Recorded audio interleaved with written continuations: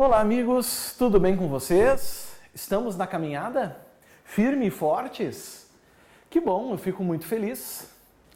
Então, nós estamos falando de direito penal, teoria geral do delito, fato típico, elementos objetivos, primeiro elemento, fato típico, falamos da conduta, falamos do resultado, estamos falando do nexo causal. E dentro do nexo causal, nós estamos falando das concausas, da concorrência de causas. Vimos que elas podem ser dependentes, onde concorre, ou seja, decorre da conduta do indivíduo para a ocorrência do resultado naturalístico. Ele mantém, sustenta, não rompe o nexo causal, o indivíduo responde pelo resultado naturalístico. Depois a gente viu as concausas independentes, que são aquelas que por si só produzem o resultado. Absolutamente independentes, seja pré-existente, concomitante ou superveniente, elas rompem a relação de causalidade, o nexo causal. O agente só responde pelos atos já praticados, porque uma não decorre da outra. Se tu tira a conduta do indivíduo, o resultado ocorreria. Quando e como ocorreu. Por sua vez, a gente começou a falar então das causas relativamente independentes. E por que elas chamam de relativamente independentes? Porque agora uma decorre da outra. São independentes porque por si só produzem o resultado, mas uma decorre da outra. E aí vem a grande questão. Quando pré-existente, ela não rompe o nexo causal. Tu tira a conduta, o resultado desaparece. Lembram a facada no diabético? O nexo é mantido, responde pelo resultado naturalístico. Quando concomitante, a mesma coisa. E foi aí que nós paramos. Nós paramos nesse momento. Ou seja, faltou a gente falar agora das causas relativamente independentes superveniente. E por que eu deixei, meus amigos, de propósito, ela por fim? Bom, primeiro que eu vou usar o espaço do quadro. Vamos sempre deixar o nosso quadro organizado, não é verdade? Vamos limpar aqui. Vamos limpar aqui. Vamos deixar de boa, né? Vocês têm isso aqui tudo já no caderno mesmo? Então, vamos fazer a limpa.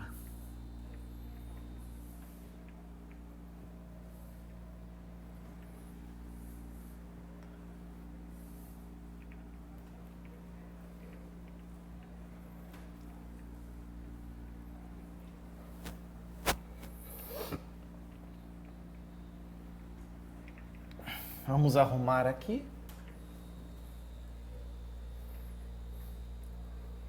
Eu vou puxar esse nexo causal lá para cima. Vai ficar mais legal ainda. Vamos botar assim, ó. Para saber onde nós estamos. Aí está. E aqui embaixo, eu vou colocar o que faltou. Ou seja, nós temos que falar agora sobre a causa relativamente independente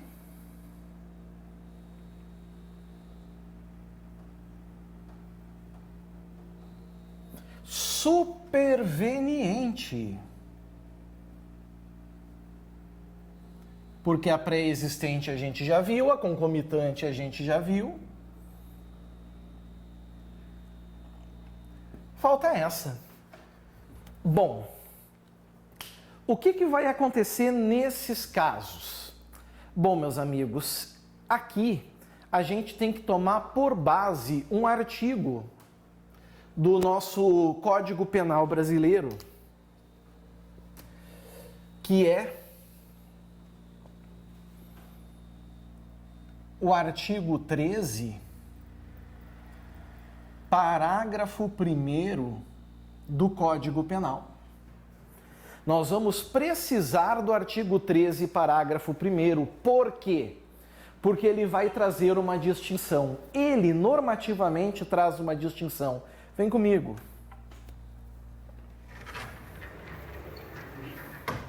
Veja, quando a gente vai para o 13,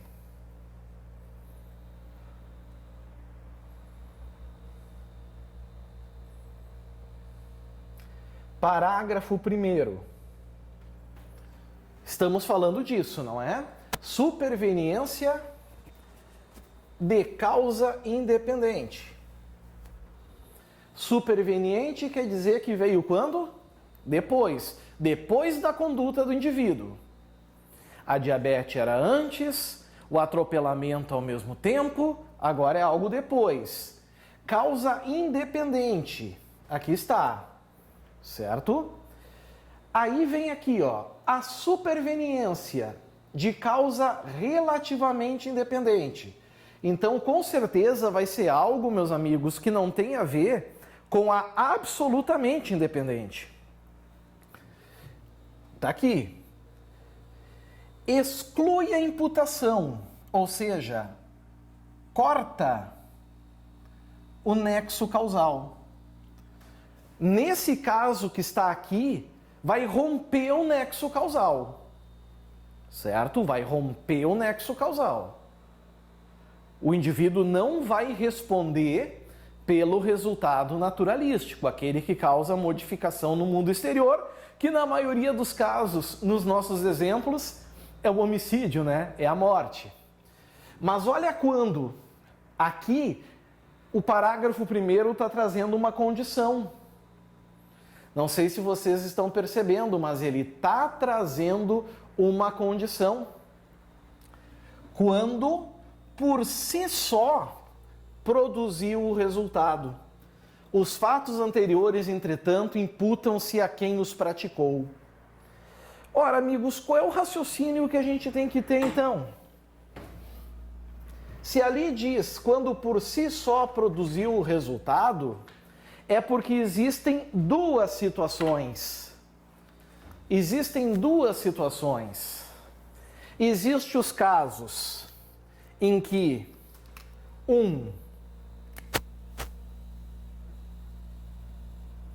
por si só,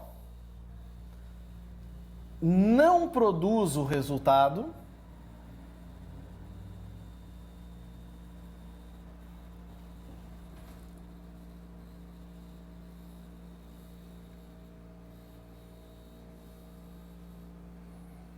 aqui está, e os casos ali do parágrafo 1º do artigo 13, que por si só produzem o resultado.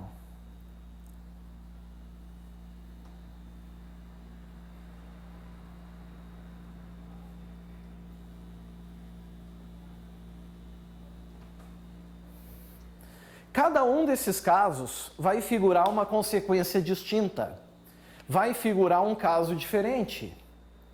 Bom, quando por si só produz o resultado, meus amigos, a coisa se resolve muito fácil. Vai se aplicar a teoria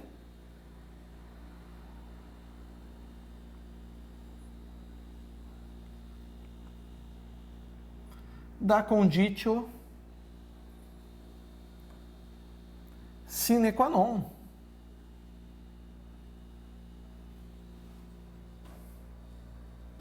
Artigo 13 caput do Código Penal.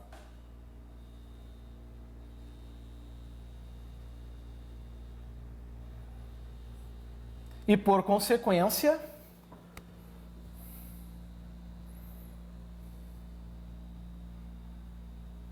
não rompe o nexo causal.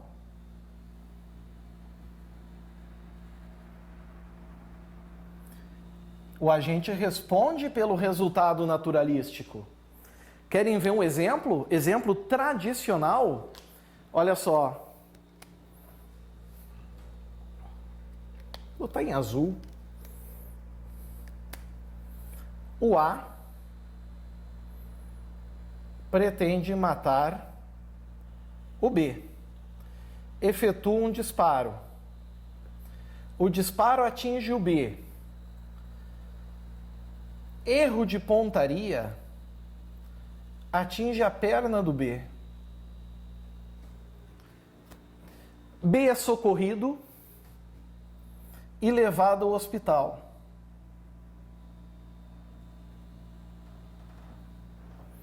No hospital ocorre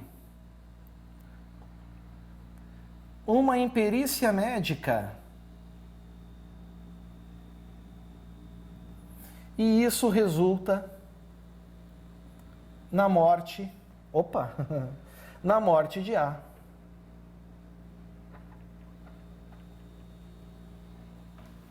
Aqui está. Resultou na morte de A. Vamos lá, amigos, vamos fazer aquele nosso juízo famoso hipotético? Quantas causas a gente tem aqui concorrendo para o resultado? Pelo menos as tradicionais. Nós temos um disparo de arma de fogo. Nós temos a imperícia médica. Vamos usar esses dois. Não precisamos usar a estrada, a trajetória, porque isso tudo são causas que não dizem respeito aqui. Agora, elas são aqui dependentes ou independentes? Elas são independentes, certo? Por quê? Porque as duas, meus amigos, não têm relação, percebem? O disparo é uma coisa, a imperícia médica é outra. Mas elas são relativamente independentes, porque se não fosse o disparo, o B não estaria no hospital. Se deram conta? E agora vem a grande pergunta, pessoal. A grande pergunta, a grande sacada vem aqui, certo? A grande sacada agora vem aqui.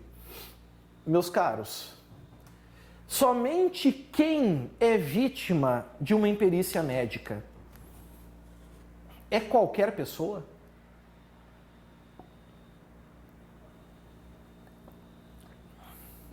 Não. Somente pode ser vítima de uma imperícia médica aquele, olhem bem, aquele ao qual alguma pessoa o colocou naquela situação delicada. Concordam comigo? Aqui, por exemplo, só o B estaria em risco ao bem jurídico porque o A o colocou ali. Se eu tirar o A, o B não estaria na situação de imperícia, de risco de imperícia. Por essa razão, qual é o resultado aqui para o A?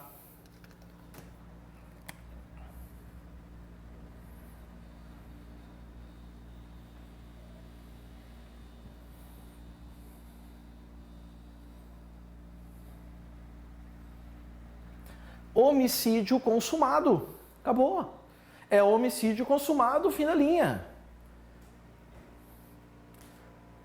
Certo?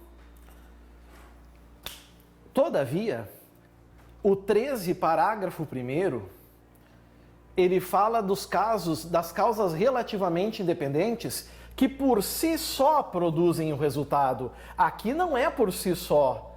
Aqui é preciso da união, da junção das duas. Então, o que nós vamos fazer agora? Nós vamos aqui para baixo. Aqui, meus amigos, não se aplica a teoria da conditio sine qua non. Aqui vai se aplicar excepcionalmente a chamada teoria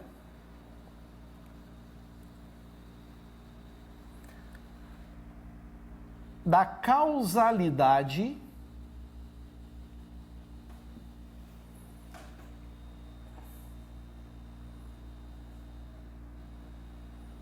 adequada. Aí está. teoria da causalidade adequada. É a teoria do artigo 13, parágrafo 1º do Código Penal, que diz que não basta simplesmente usar a conditio sine qua non. É preciso ainda que seja a conduta adequada para gerar o resultado, como foi gerado e quando foi gerado. E aí, meus amigos, eu vou dar um exemplo para vocês agora, para que vocês entendam bem. Olhem só. A decide matar B. Certo? A efetua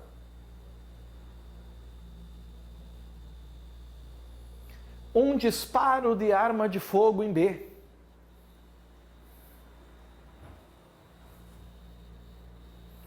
B é levado ao hospital.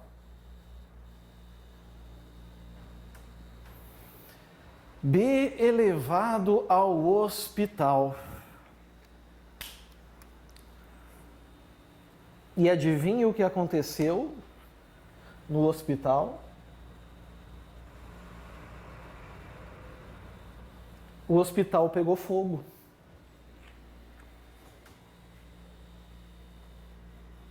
O que houve com B?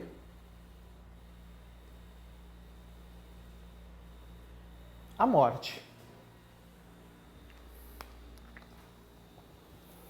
Vejam que agora existe uma diferença do primeiro caso para o segundo. Bom, primeiro, né? Se não fosse o disparo, o B não estaria no hospital que pegou fogo. Eu concordo com vocês. Se não fosse o disparo, o B não estaria no hospital no qual o médico foi imperito. Nisso os dois são iguais. A diferença, não sei se alguém captou, e ela é relevantíssima para a teoria do delito, é que aqui somente o sujeito que foi colocado em risco pela conduta do agente está sujeito à morte. Com o fogo do hospital, não é apenas o B que está sujeito à morte. O fogo no hospital coloca todo mundo em risco. Então pode ter morrido B, C, D, médico, paciente, funcionário. Todo mundo. Então entendeu aqui o nosso direito penal e o Código de Direito Penal aqui, que não seria correto e razoável aplicar também a teoria da conditio sine qua non. Ou seja, deu causa ou resultado, responde por ele. Não. Deu causa ou resultado, mas não da forma adequada. Como deveria se dar, quando deveria se dar. Nesse caso, amigos, rompe-se o nexo causal.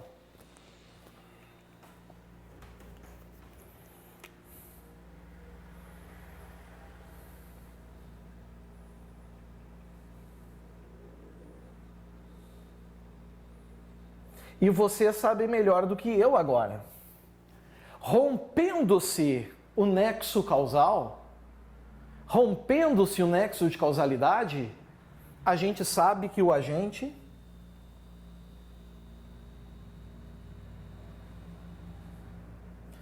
não responde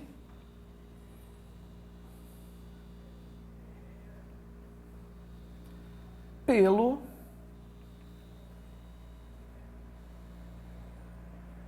resultado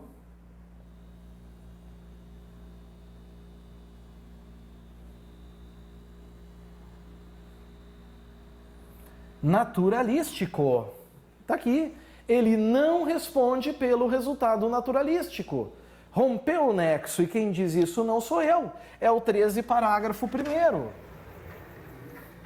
Olhem o que diz. A superveniência concordam que o fogo no hospital foi depois? Show de bola. De causa relativamente independente. Concordam que se não fosse o disparo, o sujeito não estaria naquele hospital? Show de bola. Exclui a imputação, cortou o nexo, quando por si só produz o resultado. Concordam que fogo no hospital por si só produz o resultado? Show de bola. E aí, olha o fim. Os fatos anteriores, entretanto, imputam-se a quem os praticou. Esse sujeito responderá por tentativa de homicídio e não por homicídio consumado, porque eu não posso imputar a ele o resultado naturalístico. Certo? Vamos pegar outro exemplo para deixar isso aqui claro. Esse exemplo que eu vou dar agora, ele é clássico, mas ele é extremamente clássico, pessoal. Certo? Extremamente clássico. Olha só. Vamos apagar aqui. É um dos casos mais tradicionais que a gente tem.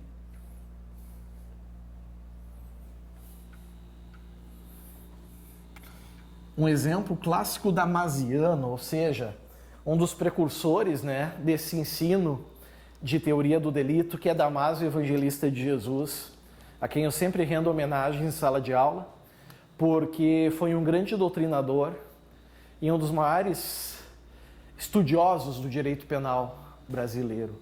Olha só, vamos pegar aqui o Tício, então, em homenagem ao Damásio. Vamos supor que o Tício deseja, adivinhe o quê? Exatamente.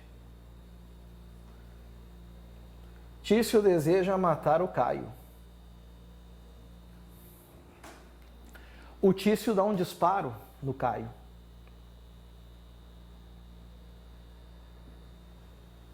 Caio é socorrido e colocado na ambulância. Quem é do direito e já é estudioso dessa matéria já viu esse exemplo, acho que várias vezes. Adivinhe o que acontece no trajeto com a ambulância. Ocorre um acidente.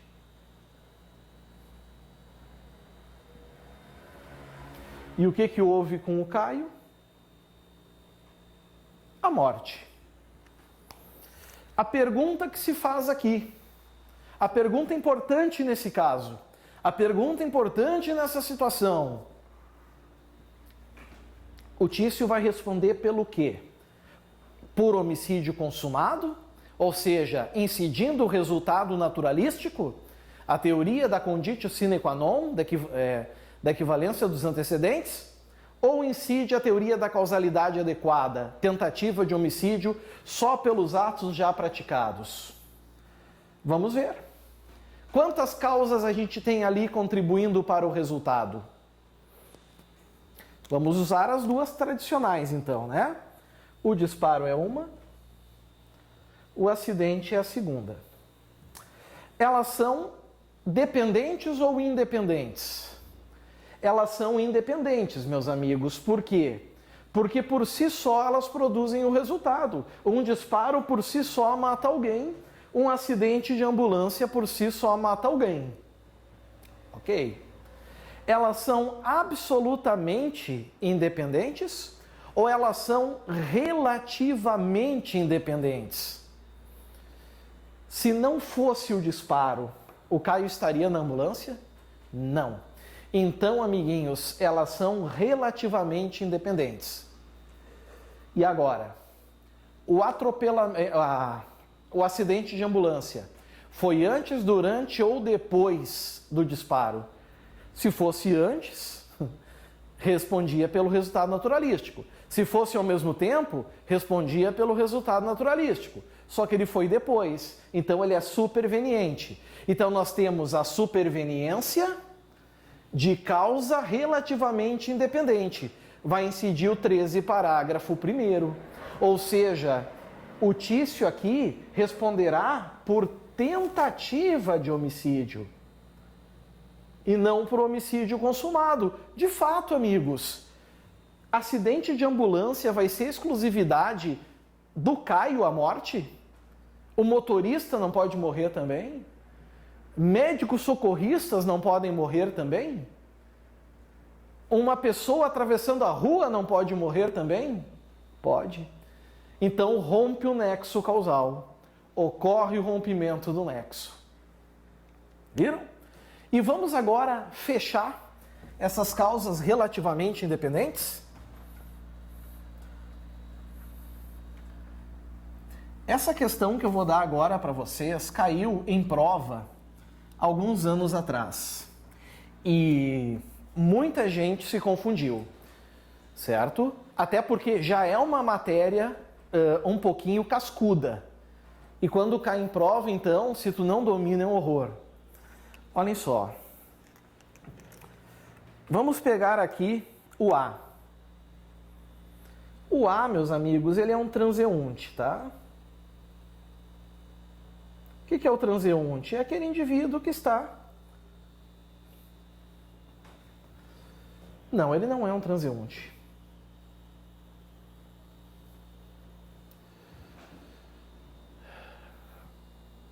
Ele é um carroceiro.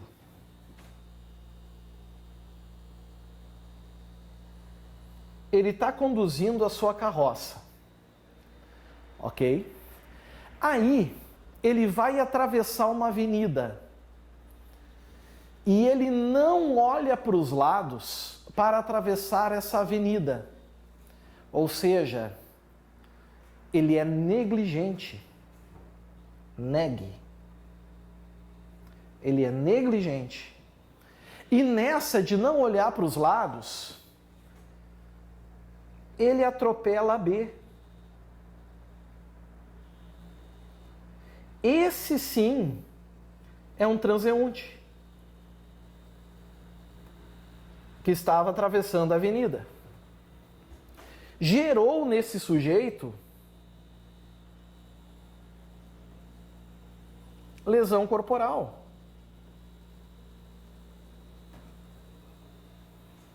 Ok? Preocupado, o carroceiro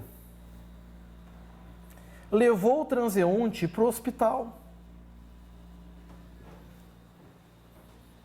Ele não queria atropelar o transeunte, levou para o hospital.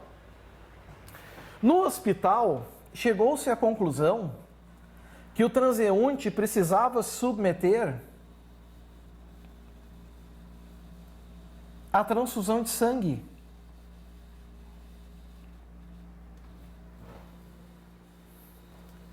Só que o transeunte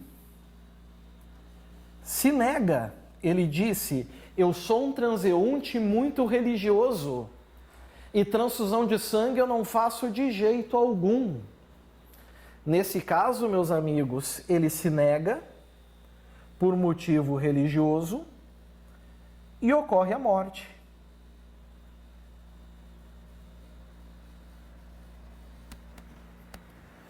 Pergunto a vocês, qual é a responsabilidade criminal do A? Vamos lá. Quantas causas a gente tem aqui contribuindo para o resultado? Vamos rapidinho. O atropelamento é uma. Aqui está. Certo? A não transfusão de sangue, a lesão aqui é outra. Tá ótimo. Esses dois tá bom. São dependentes ou independentes? Completamente independentes. Certo? A questão religiosa, atropelamento, nada a ver. Absolutamente independentes ou relativamente independentes? Fácil, né? É relativamente independente. Porque se não fosse o atropelamento, ele não precisaria estar negando a transfusão de sangue. Agora, essa situação de transfusão ou não, ela é antes, durante ou depois do atropelamento? Depois. Então nós temos uma causa relativamente independente e superveniente. Teoria está aqui. Certo? Da causalidade adequada. Responde só pelos atos já praticados, não responde pela morte. Qual é o crime então do Tício? Lesão corporal. Ele tinha intenção? Não, é negligência. Lesão corporal culposa. E a grande pergunta agora, lesão corporal culposa pelo Código Penal ou pelo Código de Trânsito? Eu perguntei isso em aula tempos atrás, a maioria respondeu o Código Penal, porque foi numa via. Não falem bobagem, carroça não é veículo automotor, então é lesão corporal culposa pelo Código Penal brasileiro, certo? Por fim, para terminar, se perguntarem para vocês sobre a chamada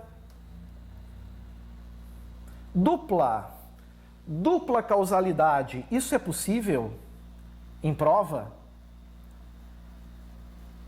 A resposta é sim. Na prática, pouco provável. Na teoria, é possível. Imaginem dois indivíduos, A e B, querendo matar C. Ok? O A subministra veneno no café de C. B subministra veneno no café de C. Um não sabe da intenção do outro. C toma o café e vem a morrer. Para melhor doutrina, entendimento atual, ambos respondem pelo homicídio. Se por acaso um tivesse dado uma dose menor e a gente conseguisse afastar pela sine qua non, aí sim um responderia, o outro não. Certinho? Vencido esse tema, amigos, falta falar só da última teoria do nexo causal, que é a teoria da imputação objetiva. Mas aí é assunto para outra aula, para o próximo vídeo. Aguardo vocês. Até logo. Valeu. Tchau, tchau.